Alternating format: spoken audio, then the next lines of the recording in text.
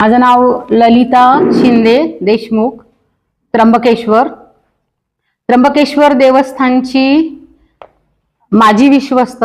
सन 2013 मध्ये मी विश्वस्त पदाचा कार्यभार सांभाळला ते 2017 पर्यंत।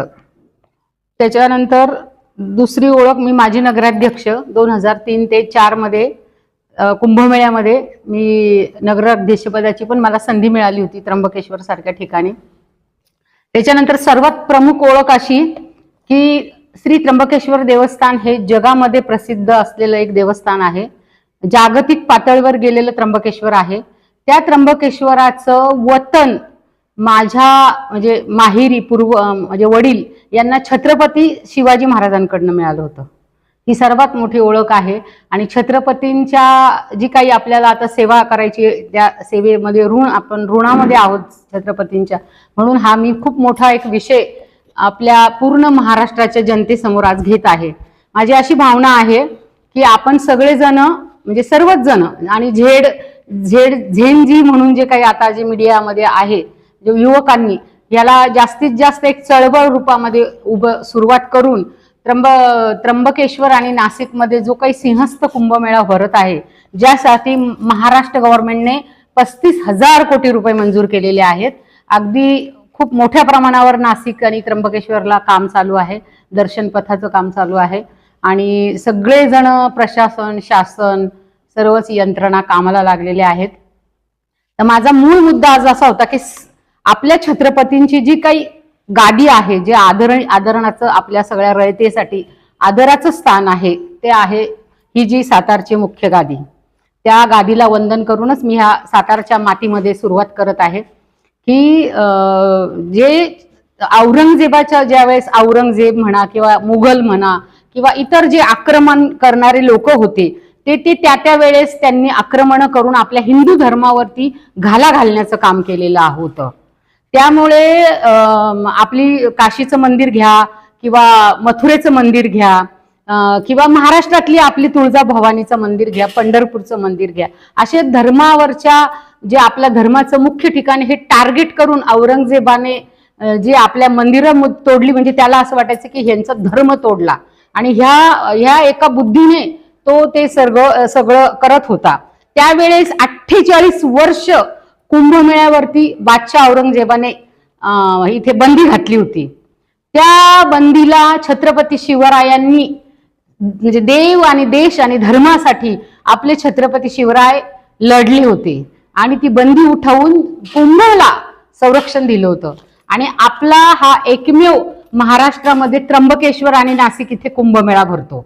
तर आता माझी अशी विनंती आहे महाराष्ट्र सरकारला, माननीय मुख्यमंत्री, त्याच्यानंतर कुंभमेळा मंत्री, आपले सातारचे सर्व मुख्य गादी उदयन महाराज, परत कोल्हापूरची गादी, तर ह्या सगळ्यांनी आणि महत्वाचं म्हणजे रयतेने जनतेने शिवभक्तांनी आणि जे कोणी शिवप्रतिष्ठान असतील, ज्या महाराष्ट्रामध्ये शिवप्रेमी असतील, त्यांना माझी कळकळीची विनंती आहे की आपला हा जो काही इतिहास आहे तो तरुण पिढीला माहीत नाही आहे। तर ह्यांनी कुंभमेळ्याचं जे काही आयोजन केलेलं आहे त्यामध्ये ज्याप्रमाणे पंढरपूरला शासकीय पूजा होते मुख्यमंत्र्यांच्या हस्ते आषाढीला, त्याचप्रमाणे कुंभमेळ्याची जी काही आता आमचं ध्वजारोहण 31 ऑक्टोबरला होणार आहे आमचं त्र्यंबकेश्वरला। तर त्या ह्याच्यामध्ये आपले जे महाराज आहेत उदयन महाराज, आपल्या सर्वांचं ती सातारची गादी आराध्य आहे, तर त्यांना निमंत्रित करून संभाजीराजेंना निमंत्रित करून नागपूरच्या भोसल्यांना पण निमंत्रित करून ह्या प्रोटोकॉलमध्ये फडणवीस साहेबांनी शिवाजी महाराजांच्या प्रतिकात्मक पादुका पूजन केलंच पाहिजे असं मला वाटतं। आणि हा इतिहासाला उजाळा दिला पाहिजे, कारण अतिशय त्याग अतिशय शौर्य आपल्या राजाने केलेलं आहे। त्या राजाला आपण कुठेही विसरता कामा नये, म्हणून मी हा प्रपंच केलेला आहे। आणि म्हणून मी सातारला आईसाहेबांना पण भेटायला आली। काल मला शिवेंद्रराजे भेटले, त्यांनी मला तोंडी शब्द पण दिला की मी सीएम साहेबांशी बोलतो। तर मला असं वाटतं की हा सोशल मीडिया हे फार मोठं एक माध्यम आहे जगापर्यंत पोहोचण्याचं, जनतेपर्यंत पोहोचण्याचं. तर आपण सगळ्यांनी म्हणजे माझे तुम्ही सगळे बांधव आहात, मी तर हा प्रयत्न म्हणजे हा काय म्हणतात ही एक संकल्पना मांडलेली आहे.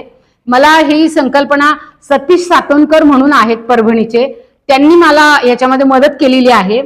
तर हे सगळं आपण पुढे नेलं पाहिजे आणि 31 ऑक्टोबरच्या ध्वजारोहणामध्ये आपल्या छत्रपतींच्या पाद्यपूजा, प्रतिकात्मक पाद्यपूजा ही झालीच पाहिजे असं मला वाटतं.